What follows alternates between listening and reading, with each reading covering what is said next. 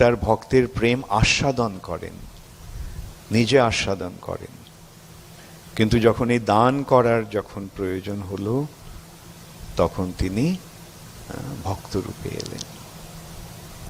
নমো মহাবদান্নায় কৃষ্ণ প্রেম প্রদায়তে কৃষ্ণায় কৃষ্ণ চৈতন্য নামনে গৌরত্তিশে নমঃ। মহাবদান্য, যা ভগবান কখনো দান করেন না, সেই দান বস্তুটি দান করার জন্য ভগবান এসছেন। কিভাবে? কৃষ্ণায়, শ্রীকৃষ্ণ স্বয়ং কৃষ্ণ চৈতন্য নামনে, শ্রীকৃষ্ণ চৈতন্য মহাপ্রভু রূপে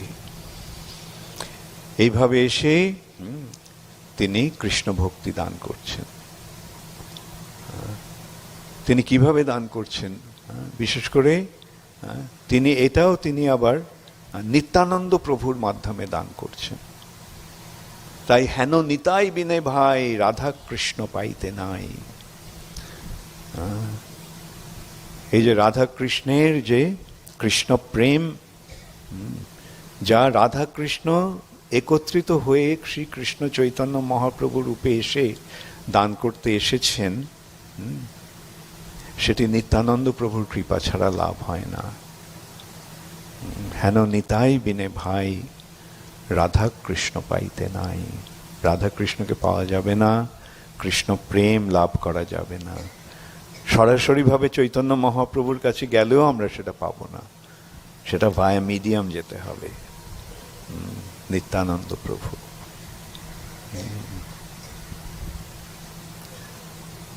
আবদ্ধ করে এই নিত্যানন্দ প্রভুর সম্বন্ধে বলা হচ্ছে, যারে দেখে তারে কহে দন্তে তৃণ করি, আমারে কিনিয়া লহ ভজ গৌর হরি। যাকে তিনি দেখছেন তাকেই তিনি বলছেন। যারে দেখে তারে কহে, কিভাবে? অত্যন্ত বিনম্রভাবে, দন্তে তৃণ করি, অত্যন্ত বিনম্র। ভগবান স্বয়ং বিনীতভাবে, ভগবানের অবতার বলরাম এসেছেন নিত্যানন্দ প্রভু রূপে।